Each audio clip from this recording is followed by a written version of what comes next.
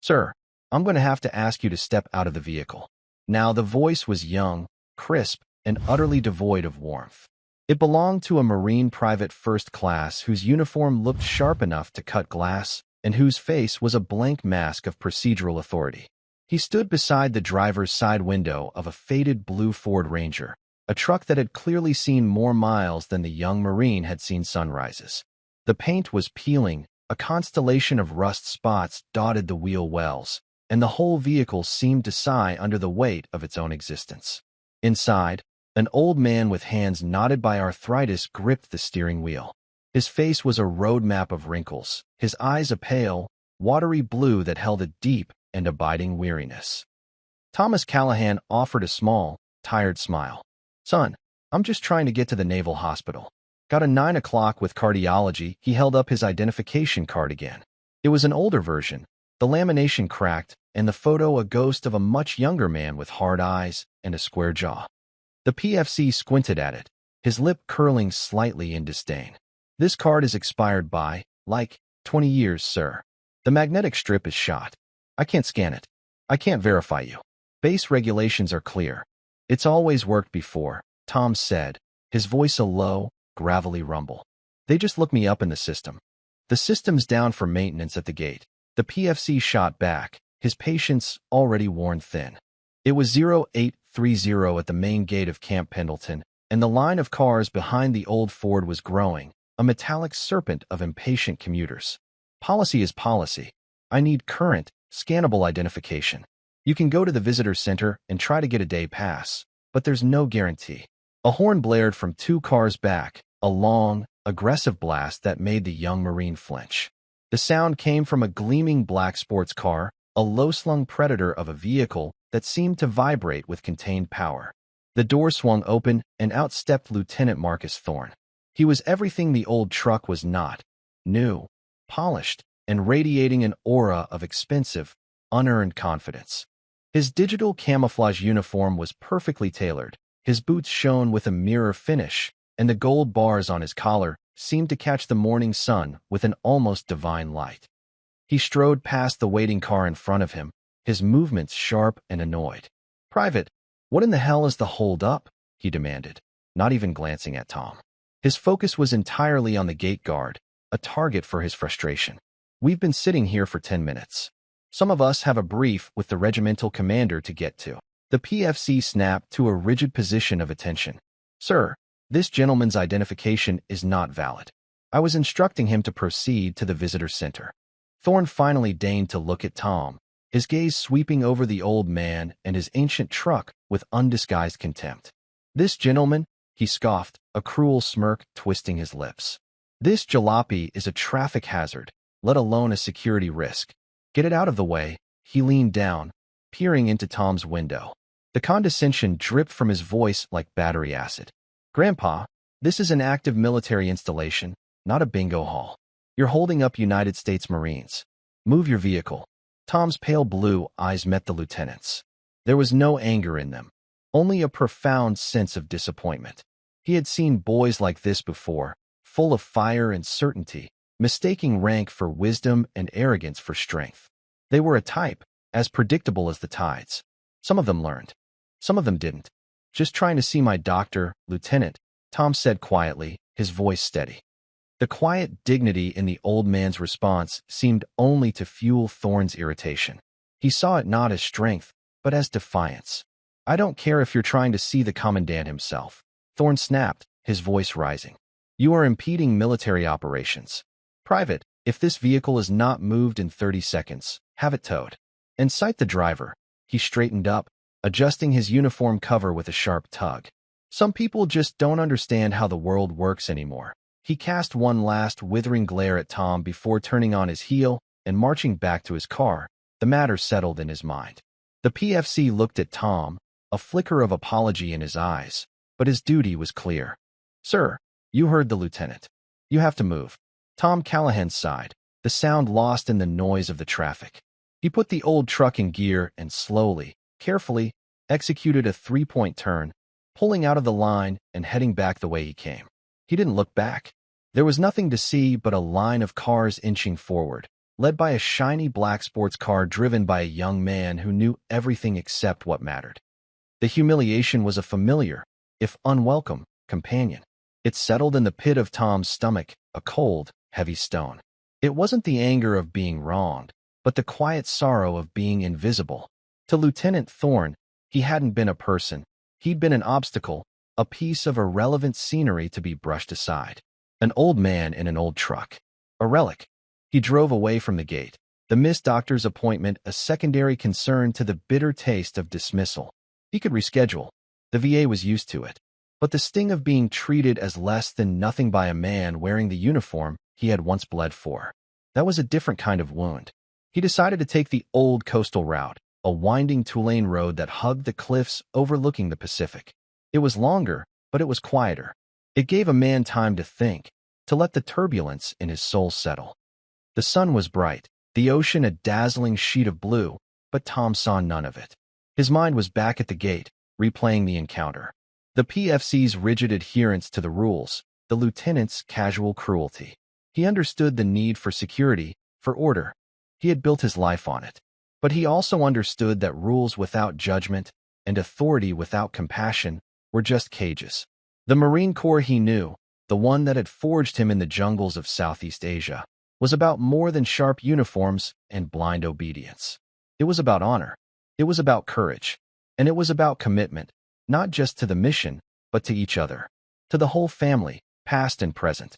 The young lieutenant wore the eagle, globe, and anchor, but he did not seem to understand what it truly represented. A flash of black in his rearview mirror pulled him from his thoughts.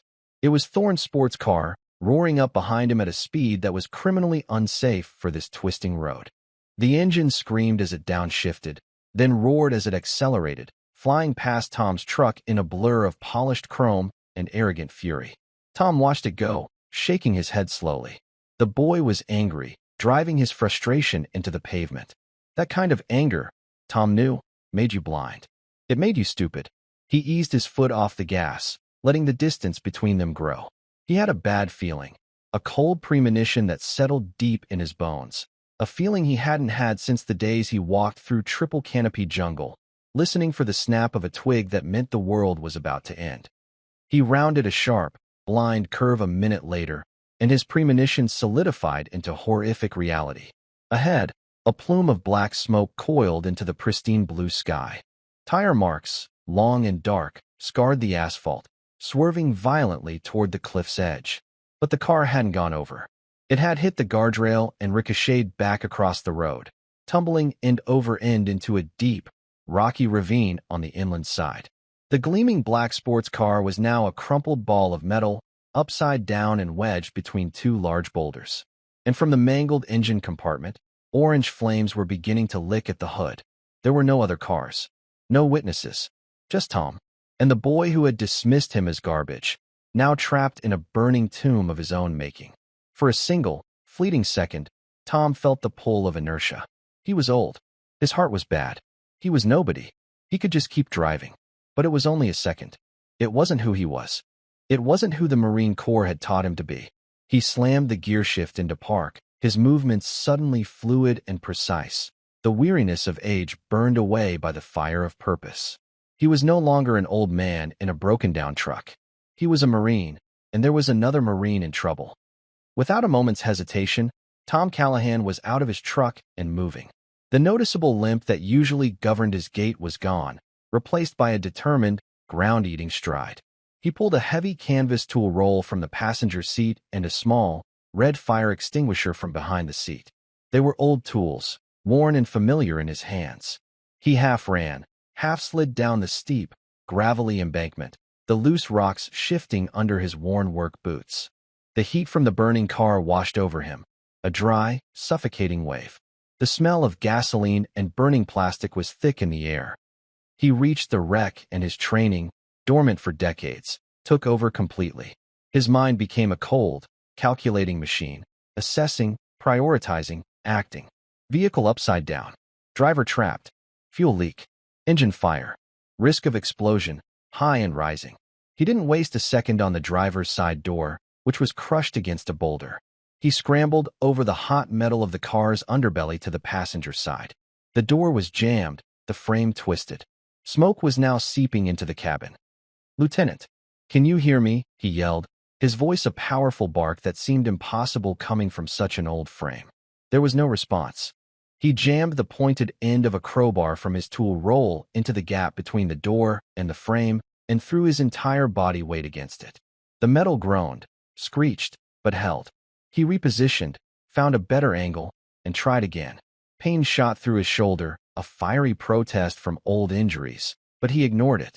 With a final, desperate heave, the lock gave way with a percussive crack and the door swung open. A wave of thick, acrid smoke poured out. Inside, Lieutenant Thorne was hanging upside down, held in place by his seatbelt, his head lolling at an unnatural angle. A dark stain of blood was spreading through his light brown hair from a gash on his forehead. He was unconscious, his breathing shallow and ragged. The fire in the engine compartment suddenly flared, sending a sheet of flame a dozen feet into the air with a hungry roar. The heat was intense, searing his skin. Tom knew he had seconds, not minutes. He ducked into the cabin, the smoke stinging his eyes and catching in his throat. He fumbled for the seatbelt release, his fingers thick and clumsy in the tight space. It was jammed. He pulled a small, wicked-looking knife from his pocket, a K-bar, the same type he'd carried 50 years ago, and sawed through the thick nylon strap with 2 powerful strokes. Thorne's body slumped down, and Tom caught him, grunting with the effort of holding the dead weight. Now came the hardest part. He had to drag an unconscious man, a man who outweighed him by a good 50 pounds, out of a cramped, inverted vehicle that was about to explode. He braced his feet, wrapped his arms around Thorne's chest from behind in a fireman's carry, and pulled. It was like trying to pull a statue out of the mud. His back screamed in protest, his heart hammered against his ribs like a trapped bird, but he pulled. He pulled with the memory of every fallen comrade he'd ever carried, with the desperation of a man who refused to let another Marine die on his watch. He dragged Thorne's limp body inch by painful inch out of the wreckage, his boots slipping on the gasoline-slicked rocks. He got him clear, pulling him behind the relative safety of a large boulder about 20 feet from the car. He wasn't a moment too soon. With a deafening hump, the fuel tank ignited. The car became a fireball, sending a shockwave of heat and force that washed over them, singeing the hair on Tom's arms. He collapsed onto his knees beside the unconscious lieutenant, his lungs burning, his body screaming with 1,000 different kinds of pain. But he wasn't done. He immediately checked Thorne's airway, clearing it. He took a clean bandana from his back pocket and pressed it firmly against the gushing wound on Thorne's head. He checked for a pulse. It was there, steady but present. He noted the unnatural angle of Thorne's left arm, a probable fracture. He saw the rapid, shallow breathing, the pale, clammy skin, signs of shock.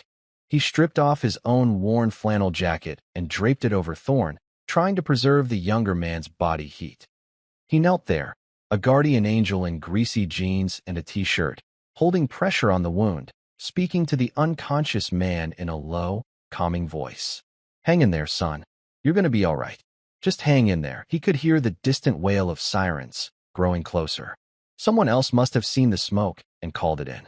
He stayed with Thorne, his hand never wavering, his focus absolute, until the first responders, a mix of California Highway Patrol and base MPs, arrived on the scene.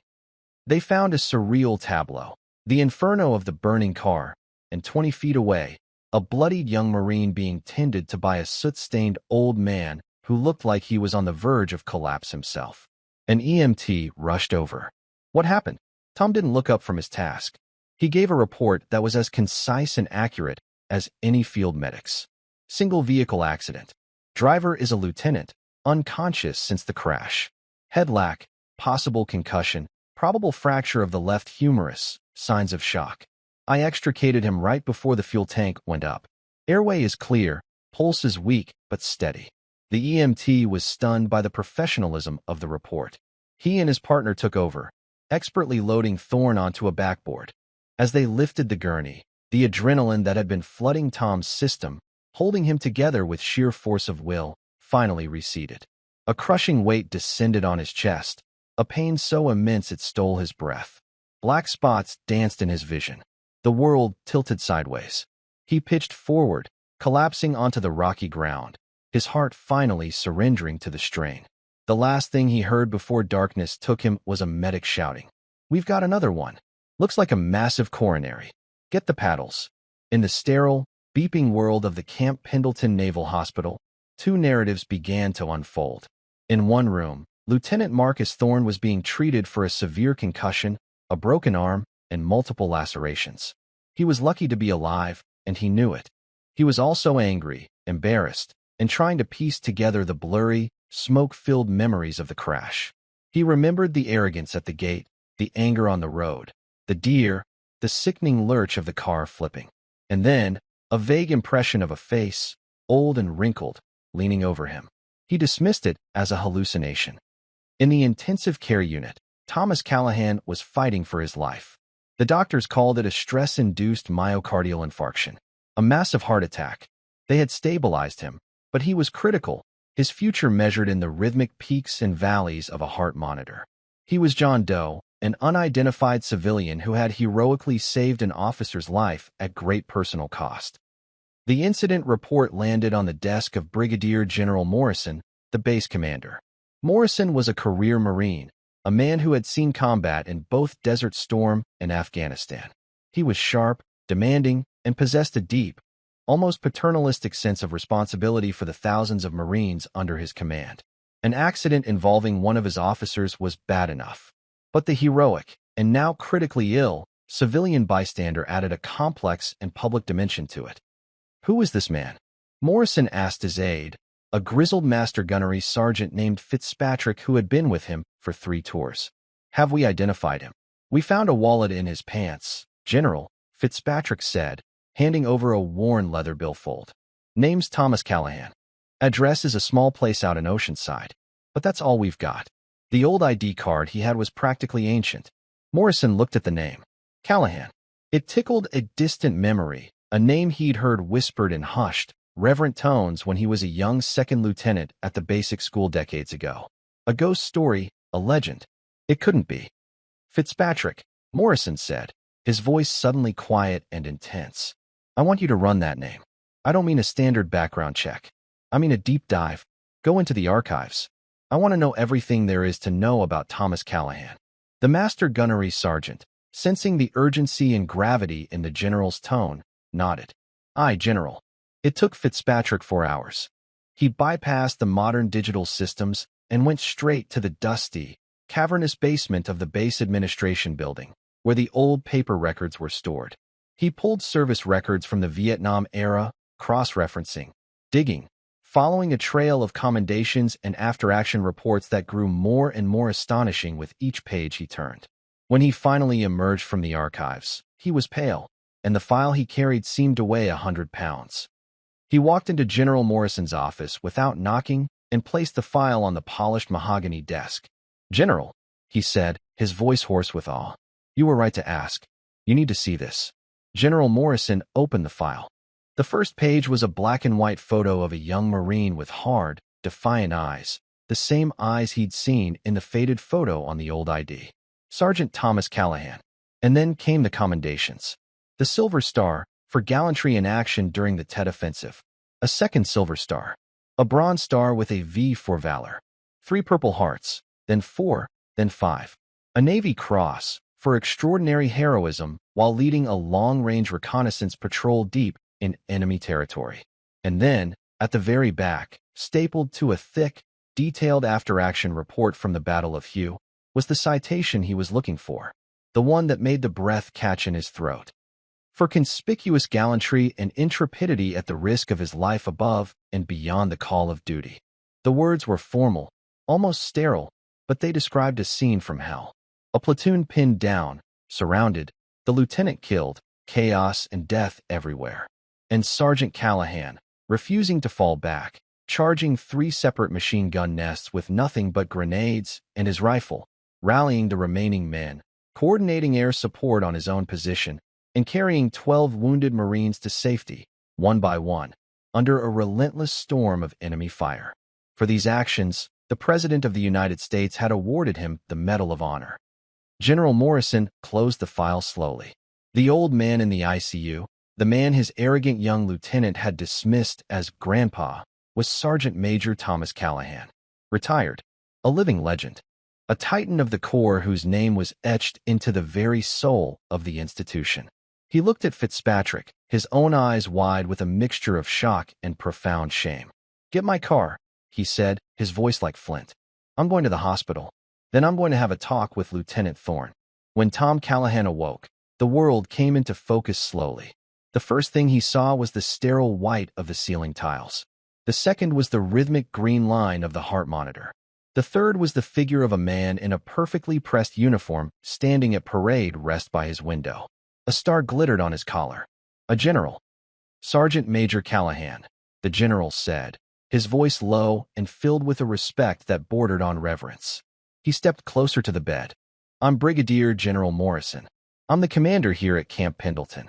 Tom tried to sit up, a lifetime of instinct kicking in, but a gentle hand from the general stopped him. "At ease, Sergeant Major. You've earned it." Tom relaxed back into the pillows, his breathing shallow. "General," he rasped, his throat dry. "I have been briefed on the events of yesterday," Morrison continued, his expression grim. "Both at the main gate and on the coast road. I want you to know, on behalf of myself and every Marine on this base, that the disrespect you were shown is an unforgivable stain on our honor. There is no excuse for it." Tom looked at the general, a man of immense power and authority, who stood before him humbled. He saw the genuine remorse in his eyes. He gave a slight shake of his head. "He's just a kid, General," Tom whispered. "They're all just kids. They think they're invincible. We all did once." Morrison simply nodded, too moved to speak. He stayed for a few more minutes, ensuring Tom had everything he needed, before leaving with a quiet promise. "We're going to make this right." His next stop was Lieutenant Thorne's room. Thorne was sitting up in bed, his arm in a sling, a bandage on his head. He was stewing in a broth of self-pity and annoyance when the general walked in, closing the door softly behind him.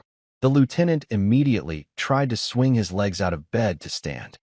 "Stay where you are, Lieutenant," Morrison said. His voice was not loud, but it had a cold, hard edge that made Thorne freeze. The general pulled up a chair and sat down, his eyes boring into the young officer. "I understand you were in an accident," Morrison began. "Yes, General. A deer ran out. Save it," Morrison cut him off. "Your reckless driving is a matter for a separate investigation. What I'm here to discuss is the man who pulled you from that burning car. The man you called Grandpa and ordered my gate guard to sight not an hour before." Thorne flushed with shame. "General, I was out of line. I was stressed." "You were arrogant," Morrison corrected him, his voice dropping to a near whisper, which was far more terrifying than a shout. "You were dismissive. You looked at a man and saw only what you wanted to see, an inconvenience. You failed to see the honor that was standing right in front of you." The general opened the file he was carrying. "I want you to listen, Lieutenant. I want you to listen to the words I'm about to read." And then, in the quiet hospital room, General Morrison began to read the full, unredacted Medal of Honor citation of Sergeant Major Thomas Callahan. He read about the mud, and the blood, and the screams of dying men. He read about the impossible odds, the selfless courage, the repeated acts of valor that defied human comprehension. He read of a young sergeant who became a legend in a single day of brutal, close-quarters combat. By the time he finished, Lieutenant Thorne was weeping. Not loud, histrionic sobs, but silent, gut-wrenching tears of profound and absolute shame. The image of the old man he had berated, the quiet, dignified figure in the beat-up truck, was now superimposed with the image of a warrior of mythic proportions. The disconnect was so vast, the depth of his own failure so complete, that it shattered his entire sense of self. He had not just disrespected an old man. He had desecrated a holy icon of the very institution he claimed to love.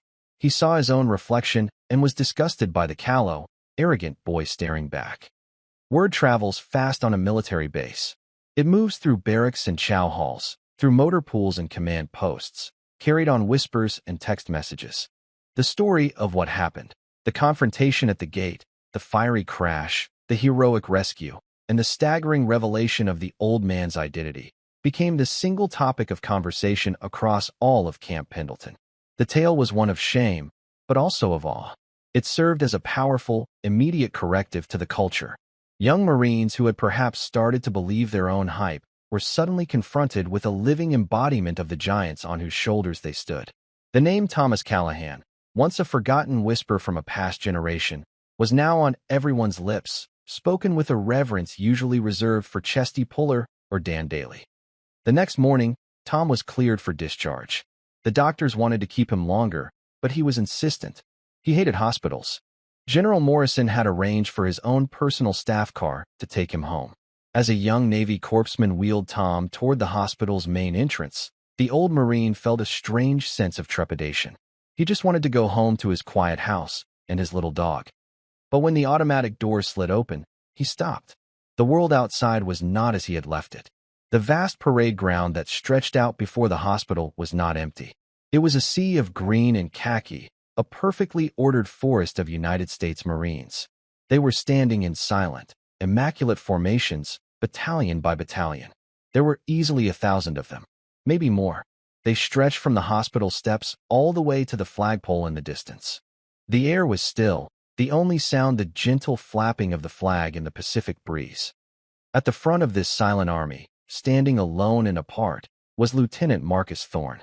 His arm was still in a sling, and a fresh white bandage covered the one on his head.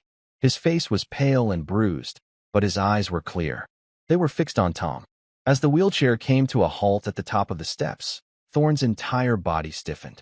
He brought his good right arm up in a salute so sharp, so precise, it seemed to cut the air. It was a gesture of utter, complete, and soul-deep respect. Then, he issued a command, his voice cracking with emotion but carrying across the silent field. Present, ARMS. In perfect, stunning unison, 1,000 hands snapped to 1,000 foreheads. The sound was not a series of individual movements, but a single, explosive report, like a clap of thunder directly overhead. It was the sound of an institution's apology, the sound of a generation's respect. They were not saluting a patient. They were saluting a warrior, a hero, a sergeant major of the Marine Corps. Tears welled in Tom Callahan's eyes. He looked out over the sea of young, earnest faces, all turned toward him. He saw in them the ghosts of the boys he had led, the friends he had lost. He saw the future of his corps. With a strength that seemed to come from a source deep within his soul, he gripped the arms of the wheelchair. General Morrison, standing beside him, moved to help, but Tom waved him off. Slowly, painfully, he pushed himself to his feet. He stood on legs that trembled with age and exertion, his back ramrod straight, and he brought his own gnarled hand to his brow. He returned the salute. In that moment, there was no rank, no age, only the shared, sacred bond of the eagle, globe, and anchor. A silent, profound communion passed between the old man and the young Marines, a transfer of legacy, a reaffirmation of honor. After what felt like an eternity, the general quietly said, "Order, arms." The 1,000 hands dropped in another single, sharp motion. Lieutenant Thorne held his salute for a moment longer, his eyes locked with Tom's, before finally letting his arm fall. He then walked slowly up the steps, his limp more pronounced than Tom's. He stopped directly in front of the old sergeant major. He did not offer excuses or justifications. He simply stood before the man he had wronged, stripped of all his rank and pretense. "Sergeant Major," Thorne began, his voice thick with unshed tears. There are no words to express how sorry I am. What I did was a disgrace. I failed you. I failed the uniform. I failed the Corps. I'm sorry." Tom looked into the young officer's shattered eyes. He saw not the arrogant boy from the gate, but a humbled man who had been forced to confront the worst parts of himself. He saw potential. He saw a leader who might one day be worthy of his Marines. He reached out and placed a surprisingly strong hand on Thorne's shoulder. "The Corps doesn't fail, Lieutenant," Tom said, his voice gentle but firm. "It gets knocked down. It makes mistakes. And then it gets back up. It learns. You learn. You learned a hard lesson yesterday. Don't waste it. Now go be the officer your Marines deserve." With those words of grace, Tom Callahan gave Marcus Thorne a gift far greater than forgiveness. He gave him a path to redemption. The encounter would become the defining moment of Thorne's life, the crucible in which his character was reformed. He would go on to serve with distinction, known for his humility, his fierce devotion to his troops, and a deep, abiding respect for every single person he met, regardless of their station. General Morrison escorted Tom to the waiting staff car. As they drove away, Tom saw that his old Ford Ranger was parked near the exit, but it was transformed. A team of mechanics from the motor pool had worked through the night on it. The dents were gone, the rust spots had been sanded and painted, and the whole truck gleamed with a fresh coat of wax. It looked 20 years younger. It was another small, heartfelt apology from the Marines of Camp Pendleton. As the general's car approached the main gate, the same gate where his ordeal had begun, the entire on-duty shift of Marine sentries snapped to attention. As the car passed, they rendered a salute so sharp, so filled with pride and reverence. It was a work of art. The new PFC at the guard post, fully briefed on the living legend he was saluting, held his gaze until the car was long gone. Thomas Callahan leaned back against the seat, the quiet dignity returning to him, the turmoil of the last 2 days finally settling. He was just an old man again, on his way home. But he left behind a legacy reawakened, a lesson etched into the heart of a new generation of warriors, that heroes do not always wear their greatness on their sleeves. Sometimes, they drive old pickup trucks. And the truest measure of a Marine is not how they treat a general, but how they treat the unassuming, forgotten giants who walk among them. The story of Sergeant Major Callahan became a part of the base's lore, a timeless reminder to look past the surface and honor the history that had paved the way for them all.